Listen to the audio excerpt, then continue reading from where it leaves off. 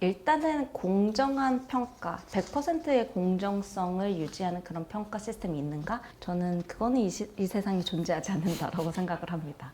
왜냐? 이 평가 제도도 이제 사람이 만드는 거기 때문이죠. 근데 그럼에도 불구하고 이 공정한 평가가 중요한 키워드로 떠오르는 이유는 두 가지의 이유가 있다고 생각합니다. 일단 첫 번째 이유는 네, 반갑습니다. 이 자리에는 가인지 컨설팅 그룹의 OKR 컨설팅 센터의 센터장 신주온 센터장님 나오셨습니다. 반갑습니다. 네, 반갑습니다. 경영자분들에게도 인사 부탁드립니다. 네, 안녕하십니까. 저는 가인지 OKR 센터 센터장 신주은 센터장입니다. 오늘 또 인사드리게 되어서 반갑습니다. 네, 벌써 뭐 첫 번째가 아니죠. 몇 번 나오셨어요? 네, 맞습니다. 네, 반갑습니다. 9월이 생일이시잖아요. 네, 또 9월이 생일이고요. 또 유튜브에 나오는 것들 또 기억해 주시는 경영자분들이나 또 인사 담당자분들이 계시더라고요. 현장에 네. 가면 유튜브에서 봤어요. 이렇게 인사를 아하, 또 그렇군요. 해주시더라고요. 그 가인지 컨설팅 그룹이 컨설팅 회사인데 뭐 자료와 뭐 영상 다 이게 유튜브에 풀고 네. 하니까 다른 경영 컨설팅 회사 하신 분이 그렇게 하시면 어떡하냐. 아, 네. 맞습니다. 다 퍼주시면 어떡하냐, 뭐 이런 얘기들 들었습니다. 네. 근데 또 다른 한편으로는 온라인 상에서 이렇게 노출이 되고 대중적으로 이렇게 하니까 많은 분들이 쉽게 접근하고 네. 좀 규모가 작아도 쉽게 경영 컨설팅 회사의 지식을 적용할 수 있다는 점에서 저는 시장 사이즈를 넓히고 있다. 네, 맞습니다. 다른 컨설팅 회사의 대표님들도 우리가 돕고 있는 게 있다. 네, 그렇죠. 이렇게 항변하고 싶은데 동의하십니까? 네, 동의합니다. 그 중에서 큰 역할을 하고 계시는 신주온 센터장님. 오늘의 주제는 OKR 성과 관리 측면인데 후반부로 가니까 공정한 평가. 네, OKR 할 때 평가 어떻게 합니까? 맞습니다. KPI는 달성률 가지고 때려 잡으면 되는데 네. OKR은 달성률 약간 애매해지니까 어떻게 합니까? 이런 이야기 나오죠. 네, 맞습니다. 오늘 어떤 이야기입니까? 네. 그래서 오늘 좀 현장의 스토리들을 들려드리고 싶은데요. 우리가 기업에서 공정한 평가라고 했을 때 흔히 떠오르는 그런 오해들이 있습니다. 그래서 그런 오해들에 대한 얘기를 나누고 그렇다면 공정한 평가를 어떻게 할 수 있는지, 구성원들의 수용성을 높일 수 있는 방안은 무엇인지 이런 구체적인 기업의 사례와 함께 얘기 나누고자 합니다. 좋죠. 이거 굉장히 지금 HR 매니저 또는 경영자분들 궁금해하는 주제인데 평가 제도를 운영하는 기업들 오해에 빠지기 쉽다 그런 이야기 하셨는데 네, 맞습니다. 어떤 오해가 가장 큰 오해입니까? 이 조직은요, 제가 지난주 수요일에 만났던 강남에 위치한 한 200명 정도 되는 아하. 규모의 안과에서 있었던 일입니다. 안과가 200명이나 네, 맞습니다. 엄청나군요. 굉장히 규모가 큰 네. 조직이었고요. 네. 이 조직에 있는 담당자와 이야기를 나누는데 이 조직은 2년간 이제 KPI 중심의 어떻게 보면 평가 보상을 하고 있었습니다. 특히 이 조직 같은 경우에는 굉장히 부서가 다양합니다. 뭐 진료팀, 아니면 정책개발팀, 마케팅팀, 다양한 이렇게 팀들이 있고 병원 조직이다 보니까 의료와 관련된 일을 하시는 분들, 그리고 사무직에 계시는 분들, 다양한 분들이 계시죠. 그 부서에 맞는 어떤 평가의 기준들을 마련하다 보니까 KPI들이 점점점 많아지는 거예요. 네. 그렇죠. 늘어나게 돼 있죠. 네, 맞습니다. 그리고 굉장히 촘촘하게 설계되어 있습니다. 뭐 가중치라든지 이런 것들이 촘촘하게 설계가 되어 있는 조직이었죠. 근데 그거를 한 2년 정도 운영을 하셨다라고 얘기를 해주셨는데요. 2년 정도 운영을 하고 나서 보니까 이 촘촘한 설계되어 있는 제도임에도 불구하고 구성원들의 불만과 그리고 대표님의 불만이 있었습니다. 아하. 네, 구성원의 같은 경우에는 이런 불만들이 있는 거죠. 이게 아무리 우리가 촘촘하게 지표들을 세팅하다 하더라도 우리가 하고 있는 일을 다 반영하지는 못한다. 네, 항상 치고 들어온 업무들이 있고 항상 바뀌는 업무들이 있는데 그거를 연초에 세운 KPI로만 평가하면 그동안 우리 일했던 거 누가 보상해 줄 거야? 뭐 이런 불만들이 있는 거죠. 그리고 경영자의 입장에서는 KPI 목표가 그렇게 자주 바뀌지는 않으니까 항상 이걸로만 우리가 평가하면 1년 뒤 3년 뒤, 5년 뒤 우리는 그냥 똑같은 아까 방금 얘기해 주셨던 진부한 조직이 되어 버릴 것 같다라고 하는 그런 두려움에 엄습한 상태에서 가인지에 요청을 해주셨습니다. 그래서 아직도 저는 그 대표 원장님과 통화가 기억이 나는데요. 맨 처음에? 네, 맞습니다. 네, 센터장님, 저희 이대로 그냥 평가 시스템 도입하면 저희 조직 망합니다. 이렇게까지 표현을 하시더라고요. 그래서 가장 먼저 했던 것이 목표를 관리하는 방법부터 우리가 이 조직에 맞게끔 조금 더 수시로 평가할 수 있고 수시로 성과 관리할 수 있는 OKR 시스템을 도입해보자. 이렇게 해서 OKR 시스템을 도입해서 지금 진행을 하고 있고 이 OKR로 전환하면서 가장 우선적으로 했던 것은 뭐냐? 제도에 대한 보완. 그러니까 어떻게 평가를 할 것인가, 어떠한 기준들을 가지고 할 것인가, 어떤 지표를 가지고 할 것인가, 그런 어떤 기준들을 마련하는 것도 중요했지만 실제 이 평가받는 어떤 기준들을 구성원의 입장에서는 어떻게 내가 목표를 수립해야 되고 어떻게 실행해야 되고 어떻게 피드백해야 되는지 그 일하는 방식의 변화를 주기 위해서 여러 활동들을 하고 있습니다. 그래서 지금 화면에 보이는 것처럼 이제 코치가 가서 주간 목표를 어떻게 우리가 관리해야 하는지, 실제로 목표를 수립할 때는 어떤 것이 중요한지, 이런 어떤 일하는 방식의 변화의 촉진을 위한 활동들을 지금 진행하고 이게 있습니다. 현장에서 통상 요청 들어오는 워딩은 평가 시스템을 잡아주세요. 맞습니다. 표현은 그건데 처방은 목표 관리가 우선인 경우가 많은데 맞습니다. 이 경우도 그러네요. 네, 그렇습니다. 많은 경우에 평가와 관련된 요청이 오는 조직에 깊이 들어가 보면 가장 핵심은 우리 조직 성과 내게 해주세요. 그렇죠. 그리고 구성원들 성장하게 해주세요. 이게 가장 핵심 메시지거든요. 근데 그게 제도로만 잘 보완된다고 해서, 그리고 그 기준표가 구성원들에게 내밀어진다고 해서 그게 해결되는가? 그렇지 않은 경우가 너무나도 많습니다. 그래서 가인지에서는 어떻게 보면 토탈 서비스인데 우리가 평가제도 바꿔드리겠다. 평가의 기준표 만들어 드리겠다. 그리고 등급을 잘 매길 수 있는 그런 어떤 구체적인 정교한 시스템 마련해 드리겠다. 그런데 이게 잘 작동하려면 앞단에 중요한 것이 있는데 그게 뭐냐? 우리가 어떻게 목표 수립하고 그거 가지고 어떻게 과정 관리하고 그리고 피드백 하는지에 그 목표 관리의 영역들이 다뤄줘야지만 이 기준표들이 의미가 있어집니다. 이런 얘기들을 하고 있는 거죠. 이게 이제 평가는 어떤 일을 끝나고 결과적으로 이야기하는 것이지만 그게 제대로 되기 위해서는 목표 수립, 실행 관리, 피드백 이 세 가지가 시스템이 잡혀야 가능하다. 네, 맞습니다. 이런 말씀이시죠. 그래서 이제 어떻게 됩니까, 그러면?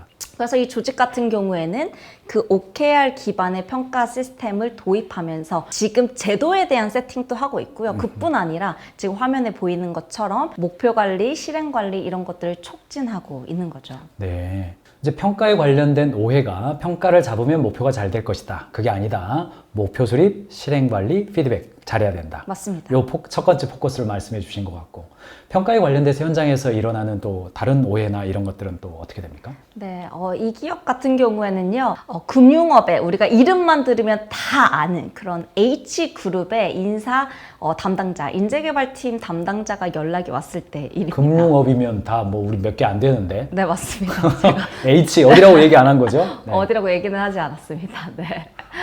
근데 이 담당자가 그 처음에 연락이 왔을 때 비상입니다. 뭐 이런 표현을 썼거든요. 아하. 근데 그 비상이다라고 하는 표현 뒤에는 뭐가 있었냐? 사실 이 기업 같은 경우는 2019년부터 어떻게 보면 굉장히 선두 그룹으로서 OKR로 이제 시스템을 전환을 했고 그렇게 전환을 하면서 임원과 팀장이 이제 피드백 미팅, 면담 미팅을 하는 거를 예전에 연 1회 했다면 이제 OKR을 하면서 3개월에 한 번씩 이제 수시로 성과 관리를 하는 그런 어떤 시스템으로 도입을 하게 된 거죠. 그래서 이렇게 시스템을 정착시키고 나서 이제 어떤 문제들이 있느냐. 임원과 팀장이 항상 미팅만 하고 나면 서로 표정이 안 좋아져서 나온다는 거예요. 그냥 1년에 한 번 깨지면 됐었는데 아하. 3개월에 한 번씩 깨져야 된다. 아하. 뭔 말인지 알겠네요. 네. 네. 그리고 임원의 입장에서는 할 말도 없는데 자꾸 만나러 간다. 뭐 이런 네, 그런 이제 피드백들이 있었던 거죠. 그래서 이제 인재개발팀 입장에서는 이 사태를 어떻게 하냐. 네, 우리가 굉장히 촘촘한 이제 평가 시스템을 만들었습니다. 기존의 평가 시스템은 숫자 중심, 결과 중심, 그리고 성과 중심으로 다루었다면 OKR로 전환하면서 이 조직 같은 경우에는 과정에 대한 얘기, 그리고 우리가 얼만큼 도전적인 목표를 수립했냐, 얼만큼 기여했냐, 그러니까 이 세 가지의 기준들이 더 어떻게 보면 추가해서 평가를 하게 된 거죠. 이러한 정교한 시스템과 그리고 제도가 있었음에도 불구하고 어떤 문제가 있었냐? 서로 피드백 미팅을 하는데 기분만 상하고 나온다는 거죠. 그러니까 뭐 이 KPI 할 때는 결과에 대해서 평가만 해주면 되고 너 몇 점, 너 몇 점, 너 몇 점. 그래서 너는 100만 원, 너는 50만 원, 너는 제로야. 네. 요거 하면 되는데 OKR의 경우는 결과를 보는 것이 아니라 그 과정에서 어떻게 하면 성과가 날지 서로 조율하고 조정하고 혹은 조언도 해주고 그러니까 대화가 늘어나죠. 네. 근데 대화하고 나왔더니 승질만 나더라. 맞습니다. 그 네. 어떻게 됐습니까, 이제? 그래서 이 조직의 경우에는 처음에 인사 담당자가 왔을 때 저희 제도가 문제인 것 같아요. 제도가 문제인 네, 것 같다? 네. 아하, 요것도 오해 중에 하나네요. 네, 오해 중 하나죠. 네. 그러니까 뭔가 시스템 뜯어 고쳐야 된다. 어떻게 고칠까요? 뭐 이런 접근을 했는데 잘 이제 이야기를 듣고 그리고 그 현장의 문제들을 파악하다 보니까 가장 핵심적인 것은 임원과 팀장이 서로가 어떤 대화를 나누어야 되고 그 과정상에서는 어떤 조율이 필요한지를 더 구체적으로 우리가 알려주고 그리고 가르쳐줄 필요가 있구나. 그래서 이 경우에는 CFR 교육이라고 해서 Conversation Feedback Recognition. CFR 교육? 네네. 네. 어떻게 우리가 폭력적이지 않으면서도 분명하게 피드백 해줄 수 있는지 그리고 성과에 대해서 인정해 줄 수 있는지 이런 것들 지금 이제 화면에 보이는 것처럼 전사 리더를 대상으로 했기 때문에 이제 캠을 켜놓고 같이 뭐 이렇게 연습도 해보고 전국에 다 흩어져 있으니까. 그쵸, 네네. 네. 그런 이제 활동들을 했던 그런 경우였습니다. 근데 이제 좀 저도 아저씨 중에 한 명으로서 좀 하고 싶은 이야기 있어요. 네, 말씀하십시오. 해도 됩니까? 네, 괜찮습니다. 김경민의 경영범퍼입니다. 네. 아니 솔직히 야, 똑바로 해라. 네. 요게 저는 제일 무서웠어요. 네. 눈 한번 딱 힘주고 똑바로 해라. 그러면 방법은 내가 찾는 거였어요. 네. 그래서 미친 듯이 해서 결과를 가져가면 뭐 좀 이제 좀 안 해. 네. 그러면 됐어요, 그거. 됐어요. 근데 지금은 OKR 하면서 똑바로 해라. 이런 거는 좀 너무나 고맥락이니까 구체적이고 행동지향적인 소통을 해야 된다. 이런 이야기를 하는 거거든요. 맞습니다. 내일 3040 이야기는 하겠지만 네, 네. 너무 이게 달라요. 네. 사실 힘들어요. 그렇죠. 어떻게 보면 경험을 해야지 또 그걸 줄 수 있는 것들이 있는데 그 경험을 못한 이제 리더의 경우에는 어떻게 해야 되는지 그런 구체적인 방법을 몰라서 시도를 못하는 경우들도 그렇죠. 굉장히 많으시더라고요. 아니, 하기 싫어서 안 하는 거 아니라니까요. 네, 네. 본 적이 없어요. 네, 경영자분들의 마음을 충분히 이해합니다. 보세요. 정인교 대표님 똑바로 해라. 저분도 틀림없이 지금 40, 50대 이상이에요. 똑바로 해라. 이거 알아 뭔 말이지 이게. 방법은 자기가 찾아야지.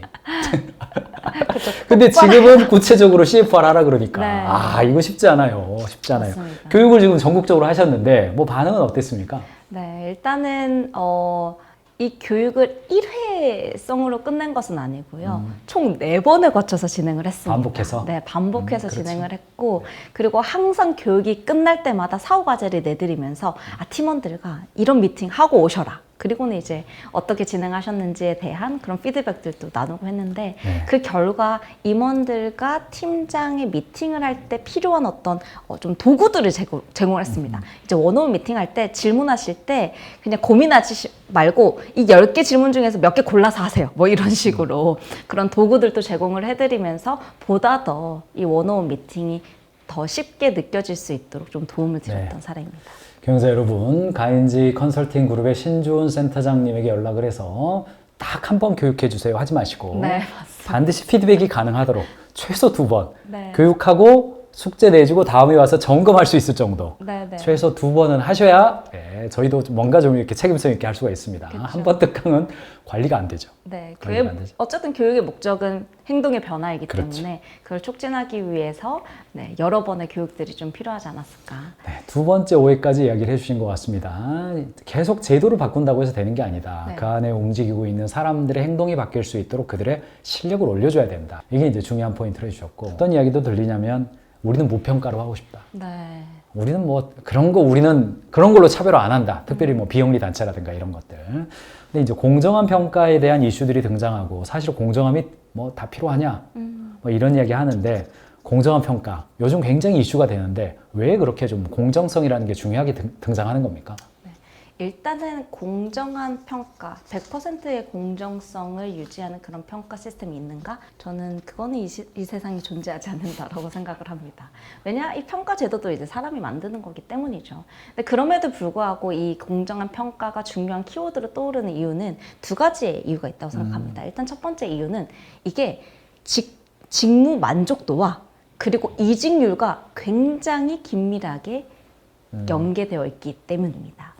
직장인 10명 중 7명 인사평가 후 이직 결심했다. 이게 잡코리아에서 이제 통계 자료인데요. 한 600여 명의 직장인들을 대상으로 조사를 했을 때 인사평가 후에 이직을 고민한 적이 있냐라고 하는 그 질문에 거의 80%가 어떻게 보면 이직을 내가 활동하고 있다 또는 준비하고 있다라고 하는 지금 대답을 한 것이죠. 39.7은 활동하고 있다네요. 맞습니다. 네. 준비 중이 아니라. 이거는 뭐 비슷한 통계가 여러 번 나옵니다. 맞습니다. 뭐 대부분 아주 높습니다. 이게. 네. 특별히 MZ세대들 경우에는 이렇게 공정한 평가가 이루어지지 않을 경우에 나는 언제든지 이직할 준비가 되어 있다라고 이제 말을 하고 있죠. 그러면은 이 성과 평가가 투명해지거나 공정하게 평가가 되면 뭐가 좋아지는 겁니까? 일단 투명한 성과 평가가 있는 경우에 이제 구성원들의 성장과 그리고 성과에 밀접한 연관이 되어 있다라고 하는 것인데, 이 월간인재 경영에서 나온 아티클이고, 그 아티클을 잘 읽다 보면 인사관리협회에서 나온 통계 자료가 있습니다. 공정하고 그리고 투명한 성과평가 제도가 있는 조직과 그렇지 않은 조직을 비교했을 때 그러한 조직이 생산성이 20% 이상은 높다라고 하는 그런 어떤 통계 자료를 볼 수 있거든요. 근데 왜 그러냐라고 생각하면 상식적으로 내가 어떤 행동을 해야지 인정을 받을 수 있는지, 그리고 내가 어떠한 목표를 가지고 이번 분기에 움직여야 되는지 명확한 이해를 가지고 있는 그런 구성원이 당연히 업무에 대한 몰입이 더 될 수 있고, 그리고 그게 성과로 이어질 수 있기 때문에 상식적으로 생각해봐도 투명한 성과 평가 제도가 있는 조직일수록 우리가 생산성이 높다라고 볼 수 있는 거죠. 네. 가끔 이제 우리 현장에 가서 그런 비유를 드는데, 회사에서의 평가 제도는 그 상벌 제도가 아닙니다. 네. 회사에서의 직원에 대한 평가는 그 게임 할 때 스포츠 경기의 계기판과 같은 겁니다. 네. 아니 뭐 탁구를 하는데 점수가 노출이 안 되고, 뭐 태권도를 하는데 나는 찼는데 점수가 안 올라가고 상대방은 안 맞은 거야 점수 올라가고, 펜싱 나는 먼저 찔렀어. 근데 이게 예측이 안 돼. 그러면 그게 공정한 경기가 될 수가 없잖아요. 그래서 스포츠 경기할 때의 점수판의 역할을 하는 것이 성과평가의 기준입니다.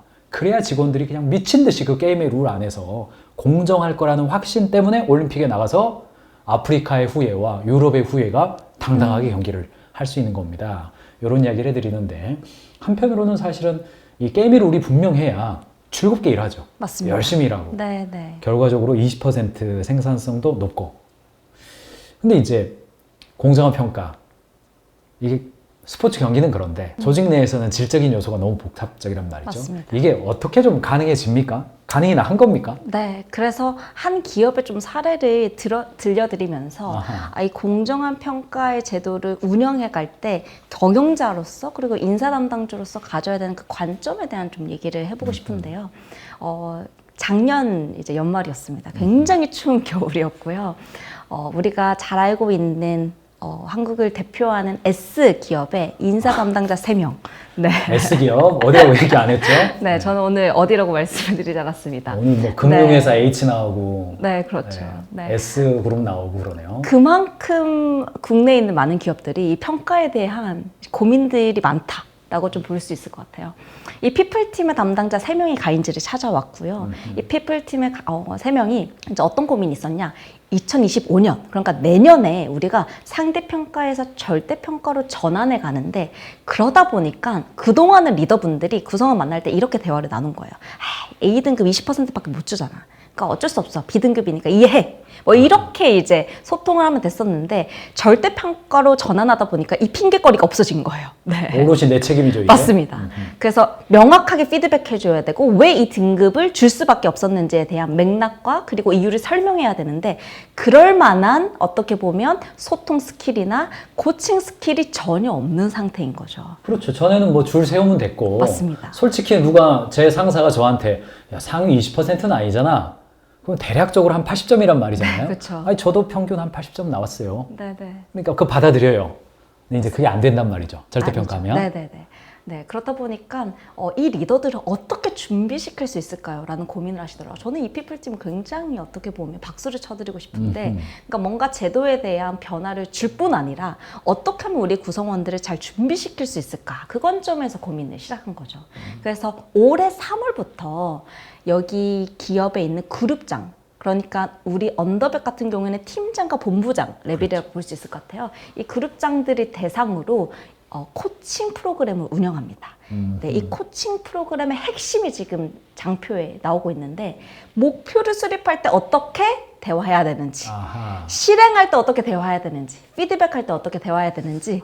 네, 요 장표는 지금 사실 맞습니다. 컨설팅 회사의 대표인 저로서는 살짝 숨기고 싶은 아, 그렇군요. 제가 너무 뭐. 대문짝만하게 지금. 핵심인데 뭐 기왕에 뭐 이렇게 됐는데 뭐 얘기하죠. 네, 그렇죠. 그 목표 수립할 때 로직 모델. 맞습니다. 요거를 아는 리더와 이걸 모르고 목표 수립하는 리더는 정말 정말 천양지차죠. 맞습니다. 그 뒤에 거는 저기 센터님 얘기하세요. 네. 실행을 할 때 어떻게 촉진적인 피드백 해주고 격려를 하느냐. 특히 스프린트 대화 모델. 이 아하. 스프린트 대화 모델은 이제 목표에 대한 이야기를 할 때 핵심 질문들이 이제 있는 것이고, 마지막 그로우 S 같은 경우에는 우리가 해야 할 것과 하지 말아야 할 것. 그렇죠. 네, 그런 지식을 발굴하는 데 너무 중요한 그런 대화 네. 모델입니다. 요거 사실은 이제 저희의 그 현장에 OKR 코칭할 때 현장의 변화를 만들어낼 때 강조하는 세 가지의 장표인데 네. 목표 수립의 로직 모델, 실행의 스프린트 모델, 그리고 피드백할 때 도공상로직. 네. 요 세 가지로 저희 먹고 삽니다. 네, 보여드렸어요. 다 보여드렸는데도 실행 안 하시면 안 됩니다. 네. 자, 이렇게 하고 어떻게 됩니까? 그래서 이 스킬들을 그 그룹장을 대상으로 가르쳐 줄 뿐만 아니라 실제로 코치가 슈퍼바이징을 해줍니다. 그러니까 리더가 구성원 한 명을 데리고 오면 원오원 하는 거예요. 그러면 옆에서 조용히 보고 있다가 그렇죠. 네, 이 리더분 이런 부분에서는 굉장히 잘하셨고요. 질문을 던질 때는 보다 더 열린 질문을 사용할 수 있을 때 그때 활용할 수 있는 도구는 이겁니다. 이렇게 슈퍼바이징을 해서 그 리더가 보다 더 원오원을 잘할 수 있는 리더로서 성장하도록 돕는 그런 프로그램을 운영한 거죠. 그러니까 회사의 리더들이 1대1로 만났을 때에 우리 코치님들이 가셔서 옆에서 슈퍼비전 해주고 네, 그 모니터링 해주고 끝난 다음에 클리닉 해주고 맞습니다. 근데 이게 이 타이밍에서